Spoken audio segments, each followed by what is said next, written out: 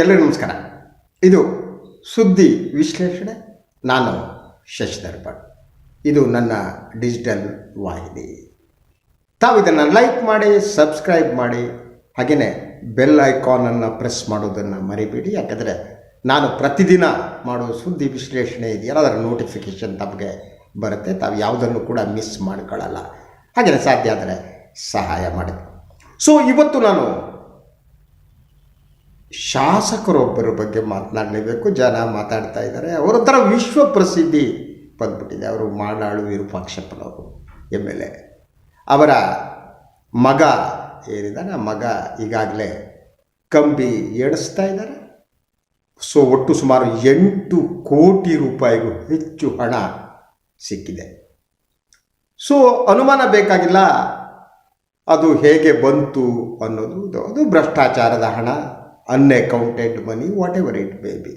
So ಅವರ ಮನೆಯಲ್ಲಿ ಬೇರೆ 2 ನೋಟ್ ಕೌಂಟಿಂಗ್ ಮಿಷಿನ್ ಸಿಕ್ತಂತೆ.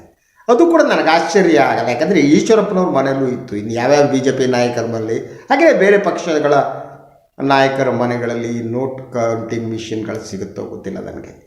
ಇವತ್ತಿನ ಸಾರ್ವಜನಿಕ ಬದುಕು ಬೀದಿಲಿ ಬಿದ್ದು ಹರಾಜಾಗೋದು. ಸೊ ಜನತಂತ್ರ ನಮಗೆ ಬೇಕಾ ಅಂತ ಕೇಳುವಂಥ ಕಾಲಘಟ್ಟಕ್ಕೆ ಬಂದು ನಿಂತಿದ್ದೀವಿ. ನನಗೆ ಈಗ ಹಲವು ವರ್ಷಗಳ ಹಿಂದಿನ ಘಟನೆಗಳ ನೆನಪಾಗುತ್ತೆ. ನಾನು ಆಗ್ತಾನೆ ಪತ್ರಿಕೋದ್ಯಮಕ್ಕೆ ಬಂದ ದಿನಗಳು. ನನಗೆ ನಿಜಲಿಂಗಪ್ಪನವ್ರ ಬಗ್ಗೆ ಅಪಾರ ಗೌರವ ಇತ್ತು. ನಾನು ಕಬ್ ರಿಪೋರ್ಟರ್. ಅವಾಗ ಕಬ್ ರಿಪೋರ್ಟರ್ ಅಂದರೆ ಸಂಬಳ ಇಲ್ಲದೇ ಕೆಲಸ ಮಾಡೋದು ಇದಕ್ಕಾಗಿ. ನಾನು ಒಮ್ಮೊಮ್ಮೆ ತಿಂಗಳಿಗೋ 2 ತಿಂಗಳಿಗೋ ಒಂದ್ಸಲ ನಿಜಲಿಂಗಪ್ಪನವ್ರನ್ನ ನೋಡೋದಕ್ಕೆ ಚಿತ್ರದುರ್ಗಕ್ಕೆ ಹೋಗ್ತಿದ್ದೆ. ನಾನು ಇದನ್ನು ಹೇಳ್ತಾ ಇರೋದು ಯಾಕೆ ಗೊತ್ತಾ? ಅವತ್ತಿನ ರಾಜಕಾರಣಿಗಳಿಗೂ ಇವತ್ತಿನ ರಾಜಕಾರಣಿಗಳಿಗೂ ಇರುವ ವ್ಯತ್ಯಾಸ. ಬೆಂಗಳೂರಿನಿಂದ ಕೆಂಪು ಡಬ್ಬಿ ಹತ್ಕೊಂಡು, ಆ ಕೆಂಪು ಡಬ್ಬಿ ಮಾತ್ರ, ಬೇರೆ ಬಸ್ಗಳಿರಲಿಲ್ಲ. ಸೂಪರ್ ಲಕ್ಸುರಿ ಐರಾವತ ಎಲ್ಲ ಇಲ್ದಿರ ಕಾಲ ಅದು. ಸೊ ನಾನು ಬಸ್ ಹತ್ಕೊಂಡು ಅವ್ರ ಮನೆಗೆ ಹೋಗ್ತಿದ್ದೆ. ಒಂದು ದಿವಸ ಹೀಗೇ ಬೆಂಗಳೂರಿನಿಂದ ಚಿತ್ರದುರ್ಗದಲ್ಲಿ ನಿಜಲಿಂಗಪ್ಪನವ್ರ ಮನೆಗೆ ಹೋದೆ. ಸೊ ಕರೆದ್ರು, ಕೂತರು, ಸುಮ್ಮನೆ ಮಾತಾಡಬೇಕಾದ್ರೆ ಹೇಳಿದ್ರು, ನನಗೆ ಪ್ರತಿದಿನ ತುಂಬ ಕಾರ್ಡ್ಗಳು ಬರ್ತವೆ, ಪತ್ರ ಬರೀತಾರೆ, ನನಗೆ ಈ ಉತ್ತರ ಬರೆಯೋದು ಕಷ್ಟ ಆಗ್ತಿದೆ ಅಂತ ಆದರೂ ನಿಜಲಿಂಗಪ್ಪ. ಯಾಕೆ ಸಾರ್ ಅಂದೆ ನಾನು. ನೋಡಿ, ಕಾರ್ಡ್ ಬೆಲೆ 10 ಪೈಸೆ ಇದ್ದಿದ್ದು 15 ಪೈಸೆ ಆಗೋಗಿದೆ ಕಣ್ರಿ. 5 ಪೈಸೆ ಎಕ್ಸ್ಟ್ರಾ ಆಗಿದೆ. ಎಷ್ಟು ಜನಕ್ಕೆ ಉತ್ತರ ಬರೆಯೋಕ್ಕೆ ಸಾಧ್ಯ ಅಂದರು. ಯೋಚಿಸಿ, ಈಗಿನ ರಾಜಕಾರಣಿಗಳು ಪೋಸ್ಟ್ ಆಫೀಸೇ ಖರೀದಿ ಮಾಡ್ತಾರೆ, ಪೋಸ್ಟಲ್ ಡಿಪಾರ್ಟ್ಮೆಂಟೇ ಅವ್ರ ಕಾರ್ಡು ಖರೀದಿ ಮಾಡೋಕ್ಕಾಗಲ್ಲ ಅಂತಿದ್ರು. ಹಾಗೆ ಮಾತಾಡ್ತಾ ನಿಜಲಿಂಗಪ್ಪ ಹೇಳಿದ್ರು, ನೋಡಿ, ನನ್ನ ಸ್ವಂತ ಕಾರಿಲ್ಲ. ನನಗೆ ಯಾರಾದರೂ ಕಾರ್ಯಕ್ರಮಕ್ಕೆ ಕರೆದ್ರೆ ಅವ್ರಿಗೆ ಹೇಳ್ತೀನಿ, ನನ್ನ ಕಾರಿಗೆ ಪೆಟ್ರೋಲ್ ಹಾಕಿಸಿ ಅಂತ. ಅದು ಕಾರ್ ನನ್ನದಲ್ಲ, ನನ್ನ ಅಳಿಯನ ಕಾರ್ ಅದು. ಆ ಕಾರ್ ತರದ ಕಳಿಸ್ಕೊಡ್ತಾನೆ ನನ್ನ ಅಳಿಯ. ಅದಕ್ಕೆ ಯಾರು ಫಂಕ್ಷನಿಗೆ ಕರೀತಾರೋ ಅವ್ರ ಹತ್ರ ಪೆಟ್ರೋಲ್ ಹಾಕ್ಸ್ಕೊಂಡು ಹೋಗ್ತೀನಿ ಅಂದರು. ಎಂಥ ಅಪ್ಪಟ ಪ್ರಾಮಾಣಿಕರು ನೋಡಿ. ನಿಜಲಿಂಗಪ್ಪನ ಮೇಲೆ ದೂರ ಬಂದಿತ್ತು ಭ್ರಷ್ಟಾಚಾರದ್ದು. ಅದಕ್ಕೆ ಸಂಬಂಧ ಇರಲ್ಲ, ಬೇರೆ ಕಥೆ. ಅದನ್ನ ಇವತ್ತು ನಾನು ಹೇಳಲ್ಲ. ನಾನು ಹೇಳ್ತಾ ಇರೋದು ಅವತ್ತಿನ ರಾಜಕಾರಣಿಗಳಿಗೂ ಇವತ್ತಿನ ರಾಜಕಾರಣಿಗಳಿಗೂ ಇರುವ ವ್ಯತ್ಯಾಸ. ಒಬ್ಬ ಸಾಮಾನ್ಯ MLA ಮಂತ್ರಿ ಕೂಡ ಆಗಿಲ್ಲ, ಮಾಡಾಳ ಅಲ್ವಾ. KSDL ಅಂಥ ಒಂದು ಸಂಸ್ಥೆ ಕಟ್ಟಿದವರು ಯಾರು ಅಂತ ಗೊತ್ತಿದೆ ನಿಮಗೆ. ಕೃಷ್ಣರಾಜೇಂದ್ರ ಒಡೆಯರು, ಅದಾದ ನಂತರ ವಿಶ್ವೇಶ್ವರಯ್ಯನವರು. ಅಂಥ ಸಂಸ್ಥೆ ಅಧ್ಯಕ್ಷನಾದವನು, ಅವನ ಆ ಮಗನ ಮನೆಯಲ್ಲಿ 8 ಕೋಟಿ ಸಿಗುತ್ತೆ ಅಂತಂದರೆ ಇನ್ನು ಎಲ್ಲೆಲ್ಲಿ ದುಡ್ಡು ಮಾಡಿಟ್ಟಿರ್ಬೋದು. ಇದು ಭಾಳ ಎಲ್ಲರಿಗೂ ಗೊತ್ತಿರುತ್ತೆ. ನನಗನ್ಸೋಗಿದೇನೋ ಲೋಕಾಯುಕ್ತ ದಾಳಿ ಆದ ಮೇಲೆ ಇದಕ್ಕೆ ಬಂದರೂ ಸಾಧಾರಣ ಎಲ್ಲ ರಾಜಕಾರಣಿಗೆ ಗೊತ್ತೆ, ಅವನು ಇಷ್ಟು ದುಡ್ಡು ಮಾಡಿದ್ದಾನೆ, ಇಷ್ಟು ದುಡ್ಡು ಮಾಡಿದ್ದಾನೆ, ಅವನು ಹಂಗೆ ಮಾಡ್ದ, ಅವ್ನು ದುಡ್ಡು ಮಾಡ್ದ ಕಡೆ ಅವ್ನು ಭಾಳ ದೊಡ್ಡ ಮನುಷ್ಯ ಅನ್ನೋ ಗೌರವ ಈ ಸೊಸೈಟಿಯಲ್ಲಿ. ಸೊ ವ್ಯವಸ್ಥೆ ಅಷ್ಟರ ಮಟ್ಟಿಗೆ ನಾಶ ಆಗಿದೆ ಅಂತ. ಯಾಕಾಗಿದೆ? ಯಾಕೆ ಶಾಸಕರಿಗೆ ದುಷ್ಟರು, ಕಳ್ಳರು, ಭ್ರಷ್ಟರು ಆಗಿದ್ದಾರೆ? ಪಕ್ಷವನ್ನು ಒಂದು ಕಡೆ ಪಕ್ಕಕ್ಕೆ ಇಡೋಣ. ಈ BJP ಇದ್ದಾಗ ಹೆಚ್ಚಿನ ಅವಕಾಶ ಸಿಗ್ತಾ ಇದೆ ಅನ್ನೋದು ನಿಜ. ಕಾಂಗ್ರೆಸ್ಸು JDSನವರೆಲ್ಲ ಪರಮ ಪ್ರಾಮಾಣಿಕರು ಅಂತಾನೆ ನಾನು ಹೇಳಲ್ಲ. ಆಗಿದ್ದು ಪ್ರಮಾಣ ಕಡಿಮೆ ಇತ್ತು. ಈಗ ಇದು ಈ ಹಂತಕ್ಕೆ ಬಂದು ತಲುಪಿದೆ. ಇನ್ನು ಫಸ್ಟ್ ನಾವು ಅರ್ಥ ಮಾಡ್ಕೋಬೇಕು.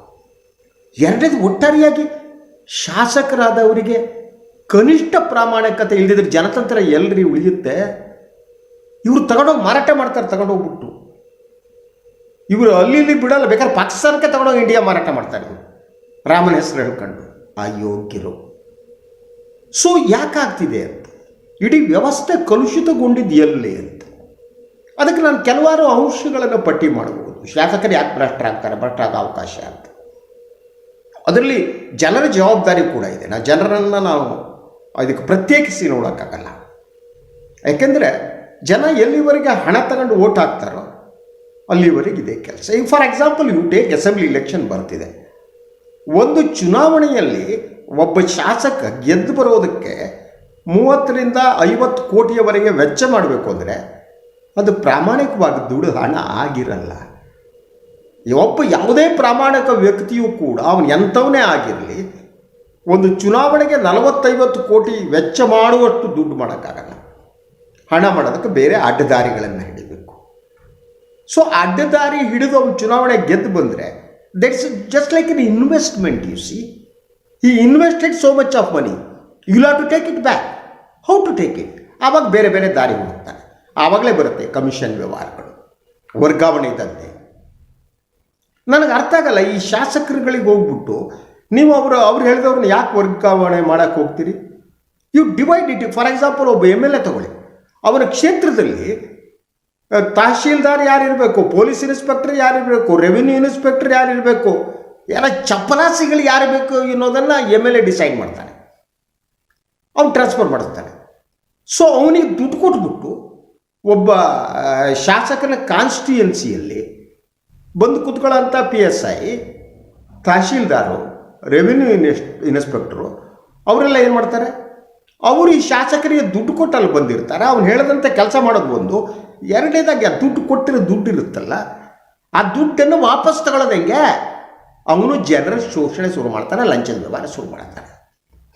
ಲಂಚದ ಒಂದು ತಾಂಡವ ನಡೀತಾ ಇದೆ. ಸೊ ಇಡೀ system has gone to dogs ಅಂತ. ಸೊ ಈಗ ಮಾಡಾಳು ವಿರೂಪಾಕ್ಷಪ್ಪ ಸಿಕ್ಕಾಕೊಂಡಿದ್ದಾನೆ, ಫೈನ್. ನನಗನ್ಸಾಗ ಕರ್ನಾಟಕದ ಯಾವೊಬ್ಬ ಶಾಸಕನು ಪ್ರಾಮಾಣಿಕವಾದವನಿಲ್ಲ. ಒಬ್ಬನು ಪ್ರಾಮಾಣಿಕನಿಲ್ಲ. ಅವನು ಇದ್ದರೆ ಅವನು MLA ಆಗಲ್ಲ. ಅರ್ಥ ಮಾಡ್ಕೊಳ್ಳಿ. ಅವನ ಅಪ್ಪಟ ಪ್ರಾಮಾಣಿಕ, ಅವನೊಂದು ಲೇವಲ್ ಇರುತ್ತೆ ಅಷ್ಟೇ. ಸ್ವಲ್ಪ ಕಡಿಮೆ ಕಾಸು ಹೊಡೆದ್ರೆ ಬೆಟರ್ ಅನ್ನೋ ಲೇವಲ್ ಇದೆ. ಕಾಸು ಹೊಡಿದೇ ಇಲ್ದಿದ್ದವನು ಇಲ್ಲವೇ ಇಲ್ಲ ರಾಜಕಾರಣದಲ್ಲಿ. ಸೊ ಇಡೀ ವ್ಯವಸ್ಥೆ ಕಲುಷಿತಗೊಂಡಾಗ ಒಳಗಡೆ ಕೊಳಿತಾ ಇದೆ. ಇದರ ಜವಾಬ್ದಾರಿ ನಾವು ಒಪ್ಕೋಬೇಕು. ಈಗ ನಾನು ಸಾಮಾಜಿಕ ಜಾಲತಾಣಗಳು ಅವನು BJP MLA ಬಂದರೆ ಕಾಂಗ್ರೆಸ್ ಸಾಚಾನ, ಇಂಥ ಪ್ರಶ್ನೆಗಳನ್ನು ಇಡುವ ಮೂಲಕ ಈ ಭ್ರಷ್ಟನ ಸಂರಕ್ಷಣೆ ಮಾಡುವಂಥ ಕೆಲಸ ನಡೀತಾ ಇದೆ. ನಾನು ಕರ್ನಾಟಕದ ಹಲವು ರಾಜಕಾರಣಿಗಳನ್ನ ನೋಡಿದ್ದೀನಿ. ಎಲ್ಲಿಂದ ದುಡ್ಡು ಬರುತ್ತೆ ಅವರಿಗೆ? ಯಡಿಯೂರಪ್ಪನವರು ದುಡ್ಡಿಲ್ಲದೆ ಓಡಾಡೋದನ್ನು ನಾನು ನೋಡಿದ್ದೇನೆ. 83ರಲ್ಲಿ ಅವರು ರಾಜಕಾರಣಕ್ಕೆ ಬಂದಿರಲ್ಲ, ನಾನು ಪತ್ರಿಕೋದ್ಯಮಕ್ಕೆ ಬಂದ ಅವಧಿನೇ ಅದು. ಆಗ ಅವರು ಒಂದು ಮೆರವಣಿಗೆಯನ್ನು ಮಾಡೋದಕ್ಕೆ ದುಡ್ಡು ಹೇಗೆ ಕಲೆಕ್ಟ್ ಮಾಡೋಕ್ಕೆ ಒದ್ದಾಡ್ತಾ ಇರೋದು ನೋಡಿದ್ದೀನಿ. ಇವತ್ತು ಯಡಿಯೂರಪ್ಪನವ್ರ ಕಂಪ್ನಿಯ ಆಸ್ತಿ ಎಷ್ಟಿದೆ ಸ್ವಾಮಿ. ಹಾಗೆಯೇ ಕಾಂಗ್ರೆಸ್ಗೂ ಬನ್ನಿ, ನಾನೇನು ಅದಕ್ಕೆ ಸ್ಪೇರ್ ಮಾಡ್ತಾ ಇಲ್ಲ. ಕಾಂಗ್ರೆಸ್ನ ರಾಜಕಾರಣಿಗಳು ಎಲ್ಲರೂ ಅಪ್ಪಟ ಪ್ರಾಮಾಣಿಕರಾಗಿದೆ ಅಂತ ನಂಬಲ್ಲ. ಸಿದ್ದರಾಮಯ್ಯನವರು 2006ರವರೆಗೆ ಅಪ್ಪಟ ಪ್ರಾಮಾಣಿಕರಾಗಿದ್ದರು ಅನ್ನೋದು ನನಗೆ ಗೊತ್ತು. ಅದಾದಮೇಲೆ ನನಗೆ ಅನುಮಾನ ಇದೆ, ಅವರು 2006ರ ಒಳಗಿನ ಸಿದ್ದರಾಮಯ್ಯ ನಂತರ ಅಲ್ವೇನೋ ಅಂತ ಅನುಮಾನ ಇದೆ. ಅದನ್ನು ಇನ್ನೂ ಹೆಚ್ಚು ಹೇಳೋದಕ್ಕೆ ನನ್ನ ಹತ್ರ ಮಾಹಿತಿ ಇಲ್ಲ. But that's my I suspect. ಯಾಕಂದರೆ ಈ ವ್ಯವಸ್ಥೆ ಆ ಹಂತಕ್ಕೆ ಬಂದು ನಿಂತಿದೆ. ಹಾಗೆಯೇ JDS ರಾಜಕಾರಣಿಗಳು ಎಲ್ಲರೂ ಅಪ್ಪಟ ಪ್ರಾಮಾಣಿಕರಾಗಿವರು ಅಲ್ಲ. ಆದರೆ JDS ಮತ್ತು ಕಾಂಗ್ರೆಸ್ನ ಅಪ್ರಾಮಾಣಿಕತೆ ಬಗ್ಗೆ ನಾನು ಯಾಕೆ ಮಾತನಾಡಲ್ಲ ಅಂದರೆ, ನಾನು ಮಾತಾಡಿದ ತಕ್ಷಣ ಈಗ ಅಧಿಕಾರದಲ್ಲಿದ್ದವರು ಅದರ ಲಾಭ ತಗೋತಾರೆ. ದ್ಯಾಟ್ ಇಸ್ BJP ರೀತಿಯ ಭ್ರಷ್ಟಾಚಾರ ಉಳಿದ ಯಾವ ಸರ್ಕಾರಗಳಿದ್ದಾಗಲೂ ಇರಲಿಲ್ಲ. ಆ ಕಾರಣಕ್ಕಾಗಿ ಈಗ ಕಾಂಗ್ರೆಸ್ ಮತ್ತು JDS ಭ್ರಷ್ಟಾಚಾರದ ಬಗ್ಗೆ ಮಾತನಾಡುವ ಸಮಯ ಇದಲ್ಲ ಅಂತ ಈಗ ಮಾತಾಡಬೇಕಾದ್ದು BJP. ಯಾಕೆಂದರೆ ಇವರು ಕ್ಲೇಮ್ ಮಾಡೋದು ಭ್ರಷ್ಟಾಚಾರ. ಅಮಿತ್ ಶಾ ಅವರು ಬಂದ್ಮನೆ ಮುಂದಿನ 5 ವರ್ಷಗಳಿಗೆ ಕರ್ನಾಟಕವನ್ನು ಭ್ರಷ್ಟಾಚಾರ ರಹಿತ ರಾಜ್ಯ ಮಾಡ್ತಾರಂತೆ. ಆವಾಗಲೂ ನಾನು ಹೇಳಿದೆ 5 ವರ್ಷದಲ್ಲಿ ಮಾಡ್ತೀನಿ ಅಂದರೆ ಈಗ ಭ್ರಷ್ಟಾಚಾರ ಇದೆ ಅಂತ ಅರ್ಥ ಅಲ್ವಾ? ಅಮಿತ್ ಶಾನೇ ಒಪ್ಕೊಂಡಂಗಲ್ವಾ? ನಾವು ಭ್ರಷ್ಟಾಚಾರದ ವಿರೋಧಿಗಳು, ಕಾಂಗ್ರೆಸ್ ಭ್ರಷ್ಟರು ಅಂತ ಹೇಳ್ತಿರಲ್ಲ ಸ್ವಾಮಿ.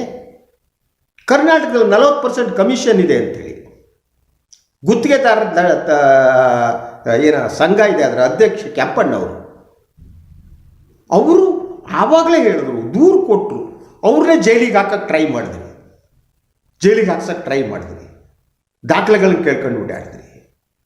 ಅವತ್ತೇ ಪ್ರಧಾನಿನೋ ಅಮಿತ್ ಶಾನೋ ಕ್ರಮ ಕೈಗೊಂಡಿದ್ರೆ ಈ ರೀತಿ ವ್ಯವಹಾರಗಳಿಗೆ ಬರ್ತಿರ್ಲಿಲ್ಲ. 3 ವರ್ಷಗಳ ಹಿಂದೆ ಪ್ರತಿಯೊಬ್ಬರು ರಸ್ತೆ ಬೀದಿಲಿ ಸಿಗೋ ಗುತ್ತಿಗೆದಾರರು ಹೇಳ್ತಾರೆ ತಾವೆಷ್ಟು ಪರ್ಸೆಂಟೇಜ್ ಕೊಟ್ವಿ ಅಂತೇಳಿ.